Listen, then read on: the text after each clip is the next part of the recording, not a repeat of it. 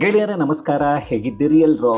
ಗೆಳೆಯರೇ, ನಮ್ಮ ರಾಜ್ಯದ CM ಸಿದ್ದರಾಮಯ್ಯ ಅವರ ರಾಜಕೀಯಕ್ಕಾಗಿ ಹಿಂದೂ ಧರ್ಮದ ಜಾತಿಗಳನ್ನು ಒಡೆದು ಅದರಲ್ಲಿ ಉಪಜಾತಿಗಳನ್ನು ವಿಂಗಡಣೆ ಮಾಡಿರೋದು ನಮಗೆಲ್ಲ ಗೊತ್ತೇ ಇದೆ. ಅದರಲ್ಲೂ ನಾನೊಬ್ಬ ಹಿಂದ ನಾಯಕ ಅಂತ ಹೇಳಿಕೊಂಡು ದಲಿತರನ್ನು ಒಡೆದು ಇಬ್ಬಾಗಗಳನ್ನಾಗಿ ಮಾಡಿ ಅಲ್ಲಿ ಬಲಪಂಥೀಯ ಮತ್ತು ಎಡಪಂಥೀಯ ಅಂತ ಮಾಡಿ ಸಿದ್ದು ಪರವಾಗಿ ಮಾತಾಡೋರೆಲ್ಲ ಜೊತೆಯಲ್ಲಿ ಇಟ್ಕೊಂಡ್ರು. ಅದೇ ಪ್ರಶ್ನೆಯನ್ನು ಮಾಡೋ ದಲಿತರನ್ನು ಅವರೆಲ್ಲ ಬಲಪಂಥೀಯರು, BJP ಏಜೆಂಟರು ಅನ್ನೋಕ್ಕೆ ಶುರು ಮಾಡಿದ್ರು. ಈಗ ಅಂಥದ್ದೇ ಕೆಲಸವನ್ನು ಇಲ್ಲಿಯವರೆಗೂ ಮುಸ್ಲಿಮರೆಲ್ಲ ನಮ್ಮವರು, ನಾವೇ ಅವರನ್ನು ಸಾಕ್ತಾ ಇರೋದು ಅಂತ ಮಾತಾಡ್ತಾ ಇದ್ದ ಕಾಂಗ್ರೆಸ್ ಮತ್ತು ಸಿದ್ದರಾಮಯ್ಯ ಸರ್ಕಾರ ಒಡೆದು ಆಳೋಕ್ಕೆ ಸಿದ್ಧತೆಯನ್ನು ಮಾಡಿಕೊಂಡಿದೆ. ಅದಕ್ಕೆ ಕಾರಣ ಆಗ್ತಾ ಇರೋದು ಅಂದರೆ ನೆಪ ಮಾತ್ರ, ದಾವಣಗೆರೆ ಉಪಚುನಾವಣೆ. ಹಾಗಾದರೆ ಕಾಂಗ್ರೆಸ್ ಒಳಗೆ ಕೆಲ ಮುಸ್ಲಿಂ ನಾಯಕರಿಗೆ ರಾಜೀನಾಮೆಯನ್ನು ನೀಡೋಕೆ ಹೈಕಮಾಂಡ್ ಸೂಚನೆಯನ್ನು ಕೊಟ್ಟಿದ್ದು ಯಾಕೆ? KPCC ಕಚೇರಿಯಲ್ಲೇ ಕುಳಿತು ರಿಜ್ವಾನ್ ಅರ್ಷಾದ್ ಮತ್ತು ಸಲೀಂ, ಜಮೀರ್ ಮತ್ತು ಜಬ್ಬಾರ್ ಸೇರಿ ಕೆಲ ಮುಸ್ಲಿಂ ಮುಖಂಡರ ವಿರುದ್ಧವೇ ಪತ್ರಿಕಾಗೋಷ್ಠಿ ಮಾಡಿದ್ಯಾಕೆ? ದೆಹಲಿಗೆ 15 ಶಾಸಕರು ಹೋಗಿ ಏನು ಮಾಡ್ತಾ ಇದ್ದಾರೆ? ಪಕ್ಷ ಹೇಳಿದ್ದನ್ನು ಕೇಳದೇ ಇದ್ದವರ ವಿರುದ್ಧ ಕ್ರಮವನ್ನು ತೆಗೆದುಕೊಳ್ಳಲಾಗತ್ತೆ ಅಂತ DK ಹೇಳಿದರೆ, ಸಿದ್ದರಾಮಯ್ಯ ಕೂಡ ಪಕ್ಷಕ್ಕೆ ವಿರುದ್ಧವಾಗಿ ನಿಲ್ಲೋರಿಗೆ ಯಾವುದೇ ಸ್ಥಾನಮಾನ ಕೊಡಲ್ಲ ಅಂತಿರೋದು ಯಾಕೆ? ಸಿದ್ದರಾಮಯ್ಯ ಪರ ಇದ್ದ ಮುಸ್ಲಿಂ ನಾಯಕರೇ ಈಗ ರಾಜೀನಾಮೆ ಕೊಡ್ತಾ ಇದ್ರೆ ತಮ್ಮ ಕುರ್ಚಿಗಾಗಿ ಸಿದ್ದು ಮಾತಾಡದೆ ಸುಮ್ಮನಿದ್ದಾರಾ? ಎಲ್ಲವನ್ನ ಈ ವಿಡಿಯೋದಲ್ಲಿ ನೋಡ್ಕೊಂಡು ಬರೋಣ ಬನ್ನಿ. ಗೆಳೆಯರೇ, ನಮ್ಮ ರಾಜ್ಯದಲ್ಲಿ ಒಂದು ಸರ್ಕಾರ ಇದೆ. ಆ ಸರ್ಕಾರದಲ್ಲಿ ಒಬ್ಬರು ಮುಖ್ಯಮಂತ್ರಿ, ಒಬ್ಬರು ಉಪಮುಖ್ಯಮಂತ್ರಿ, ಎಲ್ಲರೂ ಇದ್ದಾರೆ. ಆದರೆ ಅವರೆಲ್ಲ ಅಪ್ರಯೋಜಕರು ಅನ್ನೋದು ನಮಗೆಲ್ಲ ಗೊತ್ತೇ ಇದೆ. ಇವರೇನೋ ಅಧಿಕಾರದಲ್ಲಿದ್ದಾರೆ, ಹಾಗಾಗಿ ಎಲ್ಲ ಕಡೆ ಎಲ್ಲವೂ ನಡೆಯುತ್ತೆ ಅಂತ ಮಾನ ಮರ್ಯಾದೆ ಎಲ್ಲವನ್ನ ಬಿಟ್ಟಿದ್ದಾರೆ. ಸರಿ, ಅದೇ ವಿಪಕ್ಷ BJP ಮತ್ತು ಅದರ ನಾಯಕರು ಈ ಅಧಿಕಾರದಲ್ಲಿರೋ ನಾಯಕರಿಗಿಂತ ನಾಲಾಯಕ್ಕುಗಳು. ಯಾಕಂದ್ರೆ ಅಧಿಕಾರದಲ್ಲಿರೋ ಪಕ್ಷದ ನಾಯಕರು ಅಭಿವೃದ್ಧಿ ಕೆಲಸ ಮಾಡದೆ ರಾಜ್ಯವನ್ನ ಹಾಳು ಮಾಡ್ತಾ ಇದ್ರು. ಅದನ್ನೆಲ್ಲ ನೋಡ್ತಾ ಹಲ್ಲನ್ನ ಬಾಯನ್ನ ಬಿಡೋದು ವಿಪಕ್ಷ ಸ್ಥಾನದಲ್ಲಿರೋ BJP ನಾಯಕರು. ಈಗಾಗಲೇ ಬಿಟ್ಟಿ ಭಾಗ್ಯಗಳನ್ನ ಸರ್ಕಾರ ಜನರಿಗೆ ಸರಿಯಾಗಿ ಕೊಡ್ತಾ ಇಲ್ಲ. ಆದರೆ ದುಡ್ಡು ಎಲ್ಲಿಗೆ ಹೋಗ್ತಾ ಇದೆ ಅನ್ನೋದನ್ನು ಸರ್ಕಾರ ಹೇಳಲ್ಲ. ಅದನ್ನು ವಿಪಕ್ಷದಲ್ಲಿರೋ ಅಯೋಗ್ಯರು ಕೇಳೋದೂ ಇಲ್ಲ. ಯಾವುದಕ್ಕೂ ಲೆಕ್ಕವೂ ಇಲ್ಲ, ಪತ್ರವೂ ಇಲ್ಲ. ನಮ್ಮ ರಾಜ್ಯದ CM ಸಿದ್ದರಾಮಯ್ಯ ಸಿಕ್ಕಾಪಟ್ಟೆ ಬಜೆಟನ್ನು ಮಂಡನೆ ಮಾಡಿದ್ದಾರೆ. ಅದರಲ್ಲೂ ಈ ಬಾರಿ ಬಜೆಟ್ ಮಂಡನೆ ಮಾಡಿರೋದ್ರಲ್ಲಿ 1.5 ಲಕ್ಷ ಕೋಟಿಯಷ್ಟು ಸಾಲವನ್ನು ಮಾಡ್ತೀವಿ ಅಂತಿದ್ದಾರೆ. ಅಲ್ಲ ರೀ ಸಿದ್ದರಾಮಯ್ಯ ಅವರೇ, ಸರ್ಕಾರದಲ್ಲಿ ಬೇಕಾದಷ್ಟು ಹಣ ಇದೆ. ಅದೇ ಕಾರಣಕ್ಕೆ ತಾನೇ ಗ್ಯಾರಂಟಿ ಘೋಷಣೆ ಮಾಡಿರೋದು. ಭ್ರಷ್ಟಾಚಾರ, ಕಮಿಷನ್ ಪಡೆಯೋದನ್ನು ತಡೆದ್ರೆ ಅದರಲ್ಲೇ ಜನರಿಗೆ ಗ್ಯಾರಂಟಿ ಕೊಡ್ತೀನಿ ಅಂದ್ರಲ್ಲ. ಈಗ ಯಾಕೆ ಸಾಲ ಮಾಡ್ತಾ ಇದ್ದೀರಾ ಅಂದರೆ, ಅಯ್ಯೋ ರಾಜ್ಯ ಅಭಿವೃದ್ಧಿ ಆಗಬೇಕು ಅಂದರೆ ಸಾಲ ಮಾಡಬಾರ್ದ ಅಂತಾರೆ. ಅದೇ CM ಸಿದ್ದರಾಮಯ್ಯ ಪ್ರಧಾನಿ ಮೋದಿ ಯಾಕೆ ಸಾಲ ಮಾಡ್ತಾರೆ ಅಂತ ಕೇಳ್ತಾರೆ. ಅದಕ್ಕೆಲ್ಲ ಉತ್ತರ ಬೇಕು ಅಂದರೆ ಕೇಂದ್ರ ಸರ್ಕಾರ ಮಾಡ್ತಾ ಇರೋ ಅಭಿವೃದ್ಧಿ ಕೆಲಸ ಮತ್ತು ರಾಜ್ಯ ಸರ್ಕಾರ ಮಾಡ್ತಾ ಇರೋ ಅಭಿವೃದ್ಧಿ ಕೆಲಸಗಳನ್ನು ನೋಡಿದರೆ ಎಂತಹ ಯೋಗ್ಯನಿಗಾದರೂ ಅರ್ಥ ಆಗತ್ತೆ ಯಾರು ಯಾಕೆ ಸಾಲವನ್ನು ಮಾಡ್ತಾ ಇದ್ದಾರೆ ಅಂತ, ಯಾರು ಯಾರನ್ನು ಉದ್ಧಾರ ಮಾಡ್ತಾ ಇದ್ದಾರೆ ಅಂತ. ಇರಲಿ ಬಿಡಿ, ಅದೇನೋ ಮಾಡಿಕೊಳ್ತಾರೆ ಅಂತ ಅಂದುಕೊಂಡ್ರೆ ನಮ್ಮ ರಾಜ್ಯದಲ್ಲಿ ಬಾಗಲಕೋಟೆ ಮತ್ತು ದಾವಣಗೆರೆ ದಕ್ಷಿಣ ವಿಧಾನಸಭಾ ಕ್ಷೇತ್ರದ ಉಪಚುನಾವಣೆ ನಡೆದಿದ್ದು ನಮಗೆಲ್ಲ ಗೊತ್ತೇ ಇದೆ. ಅದರಲ್ಲಿ ದಾವಣಗೆರೆ ಉಪಚುನಾವಣೆ ಸಿಕ್ಕಾಪಟ್ಟೆ ಹೈ ವೋಲ್ಟೇಜು. ಅದಕ್ಕೆ ಕಾರಣ ಅಂದರೆ ಮುಸ್ಲಿಮರ ಮತಗಳೇ ಅತಿ ಹೆಚ್ಚಿರೋ ಕ್ಷೇತ್ರ ಅದು. ಅದರಲ್ಲೂ ಮುಸ್ಲಿಮರಿಗೆ ಟಿಕೆಟ್ ಕೊಡ್ತೀನಿ ಅಂತ ಕಳೆದ ಬಾರಿ ಕಾಂಗ್ರೆಸ್ ಹೇಳ್ಕೊಂಡಿತ್ತು. ಅದನ್ನು ಜಮೀರ್ ಅಹಮದ್ ಖಾನ್ ಕೇಳಿಬಿಟ್ರು. ನಂತರ ಸುರ್ಜೇವಾಲಾ ಮುಸ್ಲಿಮರ ನಾಟಕ ನಮ್ಮ ಹತ್ರ ನಡೆಯಲ್ಲ ಅಂದರು. ಸಿದ್ದರಾಮಯ್ಯ ಮತ್ತು DK ಶಿವಕುಮಾರ್ ಮುಸ್ಲಿಂ ನಾಯಕರ ಮನವನ್ನು ಒಲಿಸಿದ್ದೀವಿ, ಈ ಬಾರಿ ಶಾಮನೂರು ಕುಟುಂಬಕ್ಕೆ ಟಿಕೆಟನ್ನು ಕೊಡ್ತೀವಿ. ಯಾಕಂದರೆ ಯಾವ ಕುಟುಂಬದಲ್ಲಿ ಸಾವಿಗೀಡಾಗಿದ್ದಾರೋ ಆ ಕುಟುಂಬಕ್ಕೆ ಟಿಕೆಟ್ ನೀಡೋದು ಪಕ್ಷದ ಸಿದ್ಧಾಂತ ಅನ್ನೋ ಹಾಗೆ ಮಾತಾಡಿದ್ರು. ಅಲ್ಲಿ ಸಮರ್ಕೆ ಟಿಕೆಟ್ ಘೋಷಣೆ ಕೂಡ ಆಯಿತು. ಆದರೆ ಯಾಕೋ ಜಮೀರ್ ಅಹಮದ್ ಖಾನ್ ಸಿಕ್ಕಾಪಟ್ಟೆ ಬೇಸರ ಮಾಡಿಕೊಂಡಿದ್ದು ಮಾತ್ರ ಕಾಂಗ್ರೆಸ್ ಪಕ್ಷದಲ್ಲಿರೋ ಎಡವಟ್ಟು ನಾಯಕರ ವಿರುದ್ಧ. ಅದೇ ಕಾರಣಕ್ಕೆ ಅವರು ಕೇರಳ ಚುನಾವಣಾ ಪ್ರಚಾರಕ್ಕೆ ಹೋದರು. ಈ ಕಡೆ ದಾವಣಗೆರೆಯಲ್ಲಿ ಸುಮಾರು 15 ಮುಸ್ಲಿಂ ಅಭ್ಯರ್ಥಿಗಳು ಚುನಾವಣೆಯಲ್ಲಿ ಸ್ಪರ್ಧೆ ಮಾಡೋಕ್ಕೆ ಮುಂದಾಗಿದ್ದರು.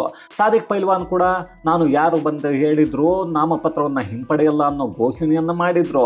ಅಲ್ಲಿಗೆ SDPI ಕೂಡ ಎಂಟ್ರಿ ಆಯಿತು. ಒಂದಷ್ಟು ಮುಸ್ಲಿಮರು SDPI ಪರವಾಗಿ, SDPI ನಮ್ಮ ಆಯ್ಕೆ, ನಾವು SDPI ಪರವಾಗಿ ಅವರ ಜೊತೆಯಲ್ಲಿ ಇರ್ತೀವಿ ಅನ್ನೋದನ್ನ ಹೇಳೋಕ್ಕೆ ಶುರು ಮಾಡಿದ್ರು. ಕಾಂಗ್ರೆಸ್ ಪಕ್ಷ ಅನ್ನೋದು ನಂಬಿಕೆ ಇಲ್ಲದ ಪಕ್ಷ ಅನ್ನೋದನ್ನ ಮಾತನಾಡಿದ್ರು.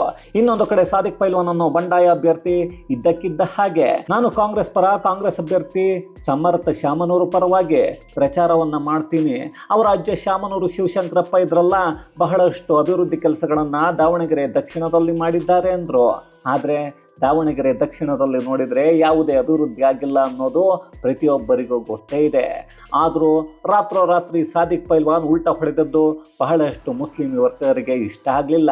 ಅದೆಷ್ಟು ಕೋಟಿಗೆ ಮಾರಾಟ ಆದರು ಅನ್ನೋದನ್ನ ಸಿಕ್ಕಾಪಟ್ಟೆ ಟ್ರೋಲ್ ಮಾಡೋಕ್ಕೆ ಶುರು ಮಾಡಿಕೊಂಡ್ರು. ಅದೇ ಕಾರಣಕ್ಕೆ ಮುಸ್ಲಿಂ ಯುವ ನಾಯಕರು ಬಿಜೆಪಿಯ ಶ್ರೀನಿವಾಸ ದಾಸಕರಿಯಪ್ಪ ಅವರನ್ನು ಭೇಟಿ ಮಾಡಿ ಬಿಜೆಪಿ ಸೇರ್ಪಡೆಯಾದರು. ಇದೆಲ್ಲ ಒಂದು ಕಡೆ ನಡೀತಾ ಇದ್ದರೆ ಮುಸ್ಲಿಂ ಮುಖಂಡರುಗಳ ಮಧ್ಯೆ ಭಿನ್ನಾಭಿಪ್ರಾಯಗಳು ಮತ್ತು ಬಿರುಕುಗಳು ಶುರುವಾಗಿದ್ದು ಮಾತ್ರ ನಿಜ. ಇನ್ನು ಮುಸ್ಲಿಂ ನಾಯಕ ಜಮೀರ್ ಅಹಮದ್ ದಾವಣಗೆರೆಗೆ ಹೋಗಿದ್ರೆ ಒಂದಷ್ಟು ಲಾಭ ಆಗ್ತಾ ಇದ್ದದ್ದು ಇದೇ ಕಾಂಗ್ರೆಸ್ ಪಕ್ಷಕ್ಕೆ. ಆದರೆ ಸಿದ್ದರಾಮಯ್ಯ ಕಳಿಸಿದ್ದು ಮಾತ್ರ ರಿಜ್ವಾನ್ ಅರ್ಷದ್ ಮತ್ತು ಸಲೀಂ ಅವರನ್ನ. ಅಲ್ಲ ರೀ, ಬೆಂಗಳೂರಿನ ಯಾವುದೋ ಶಾಸಕ ಹೋಗಿ ದಾವಣಗೆರೆಯ ಮುಸ್ಲಿಮರಿಗೆ ನಾವು ನ್ಯಾಯವನ್ನು ಕೊಡಿಸ್ತೀವಿ, ಈ ಸಲ ಶ್ಯಾಮನೂರು ಕುಟುಂಬಕ್ಕೆ ಮತವನ್ನು ಹಾಕಿ ಗೆಲ್ಲಿಸಿ ಅಂದರೆ ಗೆಲ್ಲಿಸ್ತಾರಾ? ಹಾಗೇನಾದರೂ ಗೆಲ್ಲಿಸಿದ್ದೇ ಆದರೆ ಮುಂದೆ ಮುಸ್ಲಿಮರಿಗೆ ಆ ಕ್ಷೇತ್ರದಲ್ಲಿ ಟಿಕೆಟ್ ಸಿಗುತ್ತಾ? ಯೋಚನೆ ಮಾಡಿ. ಅದೇ ಕಾರಣಕ್ಕೆ ಶ್ಯಾಮನೂರು ಕುಟುಂಬವನ್ನು ಸೋಲಿಸೋದಕ್ಕೆ ಜಮೀರ್ ಮುಂದಾಗಿದ್ರು. ದಾವಣಗೆರೆಯಲ್ಲಿ ಸ್ವತಂತ್ರವಾಗಿ ಸ್ಪರ್ಧೆಯನ್ನು ಮಾಡ್ತಾ ಇರೋ ಎಲ್ಲ ಅಭ್ಯರ್ಥಿಗಳಿಗೆ ಜಮೀರ್ ಕೃಪಾ ಕಟಾಕ್ಷ ಇದೆ ಅನ್ನೋದನ್ನು ಹೇಳಲಾಗ್ತಾ ಇದೆ. ಯಾವಾಗ ರಿಜ್ವಾನ್ ಅರ್ಷದ್ ಮತ್ತು ಸಲೀಂ ದಾವಣಗೆರೆಗೆ ಹೋದ್ರೋ ಆಗ ಜಮೀರ್ ಕಟ್ಟಾಳು ಅಂತ ಹೇಳಿಕೊಂಡು ದಾವಣಗೆರೆಗೆ ಬಂದಿದ್ದೆ ಇಮ್ರಾನ್ ಪಾಷಾ. ಈ ಇಮ್ರಾನ್ ಪಾಷಾ ಯಾರೂ ಅಲ್ಲ, ಕಳೆದ ಬಾರಿ ಇದೇ ಕಾಂಗ್ರೆಸ್ ಪಕ್ಷದಿಂದ ಕೌನ್ಸಿಲರ್ ಆಗಿದ್ದ ವ್ಯಕ್ತಿ, ಗೋರಿಪಳ್ಯದ ಒಬ್ಬ ರೌಡಿ ಶೀಟರ್ ಅಂತ ಹೇಳಲಾಗತ್ತೆ. ಇವನಿಗೆ ಟಿಕೆಟ್ ಕೊಡಿಸಿದ್ದು ಕೂಡ ಇದೇ ಜಮೀರ್ ಅಹಮದ್ ಖಾನ್. ಅದೇ ಕಾರಣಕ್ಕೆ ದಾವಣಗೆರೆಗೆ ಹೋಗಿ ನಾನು ಜಮೀರ್ ಕಟ್ಟಾಳು, ಜಮೀರ್ ಮಾತಿಗೆ ಬೆಲೆಯನ್ನ ಕಾಂಗ್ರೆಸ್ ಪಕ್ಷ ಕೊಡ್ತಾ ಇಲ್ಲ, ಅದೇ ಕಾರಣಕ್ಕೆ ಮುಸ್ಲಿಮರು ಕಾಂಗ್ರೆಸ್ಗೆ ಮತವನ್ನ ಹಾಕಬೇಡಿ ಅಂತ ಹೇಳೋಕೆ ಶುರು ಮಾಡಿದ್ರು. ಆಗ ಮತ್ತೊಬ್ಬ ಕಾಂಗ್ರೆಸ್ಸಿನ ವ್ಯಕ್ತಿಯ ಆಗಮನ ಆಯಿತು. ಅವನ ಹೆಸರೇ ಮೊಹಮ್ಮದ್ ನಲಪಾಡ್. ಅದೇ ರೀ, ಯೂತ್ ಕಾಂಗ್ರೆಸ್ ಇದೆಯಲ್ಲ ಅದರ ಅಧ್ಯಕ್ಷ. ಈ ಮನುಷ್ಯ ಬಂದವನೇ ಗಡ್ಡ ಬಿಟ್ಕೊಂಡು ತಲೆಯ ಮೇಲೆ ಟೋಪಿ ಹಾಕೋರೆಲ್ಲ ಮುಸ್ಲಿಮರಲ್ಲ ಅಂದರು. ಅಲ್ಲಿ ಮುಸ್ಲಿಮರು ರೊಚ್ಚಿಗೆದ್ದು ಇವನೇ ಅವನೋ ಬಂದು ಇಸ್ಲಾಂ ತತ್ವಗಳಿಗೆ ವಿರುದ್ಧವಾಗಿ ಮಾತಾಡ್ತಾ ಇದ್ದಾನೆ, ಇವನಿಗೆ ಇಸ್ಲಾಮಿನ ಜ್ಞಾನವೇ ಇಲ್ಲ ಅಂದಿದ್ದೇ ತಡ. ದಾವಣಗೆರೆಯಿಂದ ನಲಪಾಡ್ ನಾಪತ್ತೆ. ಇಲ್ಲಿ ಒಂದು ಕಾಮಿಡಿ ಅಂದರೆ ಇಮ್ರಾನ್ ಪಾಷಾ ಮತ್ತು ಮೊಹಮ್ಮದ್ ನಲಪಾಡ್ ವಿರುದ್ಧ 4ಕ್ಕಿಂತ ಹೆಚ್ಚು ಕ್ರಿಮಿನಲ್ ಪ್ರಕರಣಗಳಿವೆ. ಆದರೂ ಇವರೆಲ್ಲ ಕಾಂಗ್ರೆಸ್ ಪಕ್ಷದ ನಾಯಕರು. ಇರಲಿ ಬಿಡಿ, ಅವರ ಪಕ್ಷಕ್ಕೆ ಅಂಥವರೇ ಬೇಕು ಅಂತ ಇಟ್ಕೊಂಡಿದ್ರೆ ನಾವು ತಾನೇ ಏನು ಮಾಡೋಕ್ಕೆ ಆಗತ್ತೆ. ಅದಾದ ನಂತರ ಉಪಚುನಾವಣೆ ಮುಕ್ತಾಯ ಆಯಿತು. ಅಲ್ಲಿ ಆಂತರಿಕ ಸಮೀಕ್ಷೆ ಕಾಂಗ್ರೆಸ್ ಪಕ್ಷಕ್ಕೆ ಕೈಕೊಟ್ಟ ಹಾಗೆ ಕಾಣಿಸ್ತಾ ಇದೆ. ಕಾಂಗ್ರೆಸ್ ಗೆಲುವು ಕಷ್ಟಕರ ಅನ್ನೋದು ಗೊತ್ತಾಗ್ತಾ ಇದೆ. ಅದಕ್ಕೆ ಕಾರಣ ದಾವಣಗೆರೆಯ ಮುಸ್ಲಿಂ ನಾಯಕರು ಅನ್ನೋ ವರದಿಯನ್ನು ಹೈಕಮಾಂಡ್ಗೆ ನೀಡಲಾಗಿದೆ. ಆದರೆ ಆ ವರದಿಯನ್ನು ಕೊಟ್ಟಿದ್ದು ಯಾರು ಅನ್ನೋದು ಮಾತ್ರ ಗೊತ್ತಾಗ್ತಾ ಇಲ್ಲ. ದಾವಣಗೆರೆಯಲ್ಲಿ ಚುನಾವಣೆ ಮುಕ್ತಾಯ ಆದ ಬೆನ್ನಲ್ಲೇ ಅರ್ಷದ್, ರಿಜ್ವಾನ್ ಮತ್ತು ಸಲೀಂ ಕೆಪಿಸಿಸಿ ಕಚೇರಿಯಲ್ಲಿ ಪತ್ರಿಕಾಗೋಷ್ಠಿಯನ್ನು ಮಾಡ್ತಾರೆ. ಅಲ್ಲಿ ಜಮೀರ್ ಅಹಮದ್ ಖಾನ್, MLC ಅಬ್ದುಲ್ ಜಬ್ಬಾರ್ ಮತ್ತು ನಸೀರ್ ಅಹಮದ್ SDPI ಅಭ್ಯರ್ಥಿಯನ್ನು ಕಣಕ್ಕೆ ಇಳಿಸಿದ್ದಾರೆ.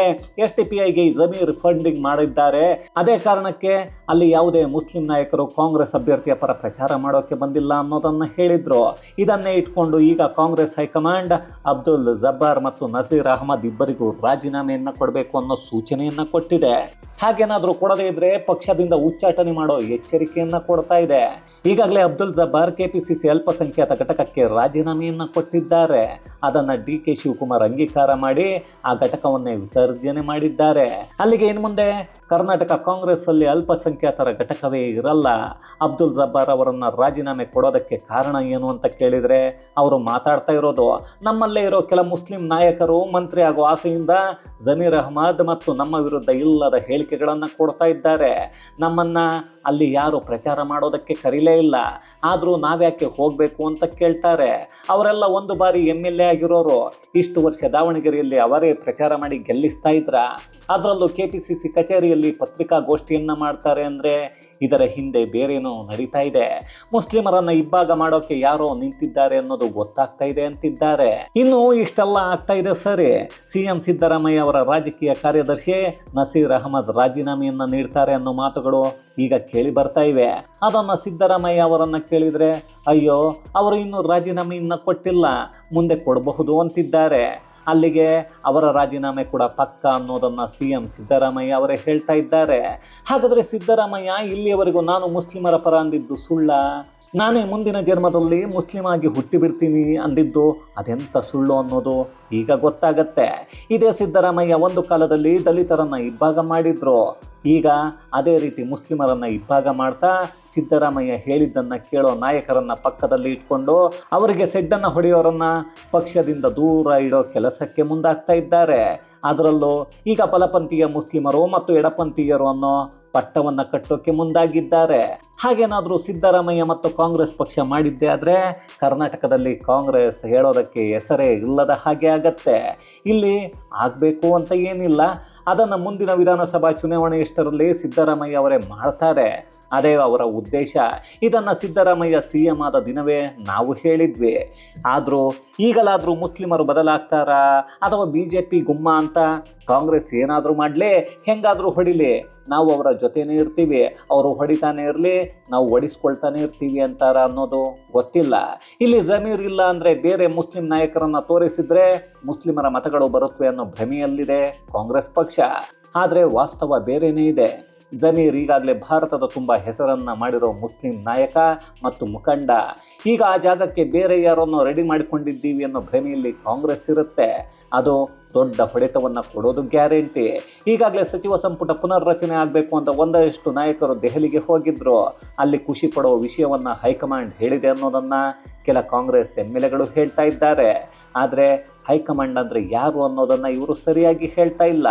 ಹಾಗಾದರೆ ಮುಂದೆ ಸಂಪುಟದಿಂದ ಯಾರನ್ನು ಕೈ ಬಿಡ್ತಾರೆ, ಯಾರನ್ನು ಸೇರಿಸಿಕೊಳ್ತಾರೆ, ಅದರ ಮೇಲೆ ಕಾಂಗ್ರೆಸ್ ಪಕ್ಷ ಏನಾಗುತ್ತೆ ಅನ್ನೋ ನಿರ್ಧಾರ ಆದರೂ ಅಚ್ಚರಿಯನ್ನು ಪಡಬೇಕಿಲ್ಲ. ಅದೇನೇ ಆದರೂ ಕಾಂಗ್ರೆಸ್ ಪಕ್ಷ ಏನಾಗುತ್ತೆ ಅನ್ನೋದನ್ನು ಕಾದು ನೋಡಬೇಕು ಅಷ್ಟೇ. ಇದು ಗೆಳೆಯರೆ, ಸಿದ್ದರಾಮಯ್ಯ ದಲಿತರ ನಂತರ ಮುಸ್ಲಿಮರನ್ನು ಇಬ್ಬಾಗ ಮಾಡ್ತಾ ಇರೋದರ ಕುರಿತಾದ ಒಂದಷ್ಟು ಮಾಹಿತಿ. ಮತ್ತಷ್ಟು ವಿಶೇಷತೆಗಳೊಂದಿಗೆ ಮುಂದಿನ ವಿಡಿಯೋದಲ್ಲಿ ಭೇಟಿಯಾಗೋಣ. ಅಲ್ಲಿಯವರೆಗೂ ಕನ್ನಡವೇ ಸತ್ಯ, ಕನ್ನಡವೇ ನಿತ್ಯ.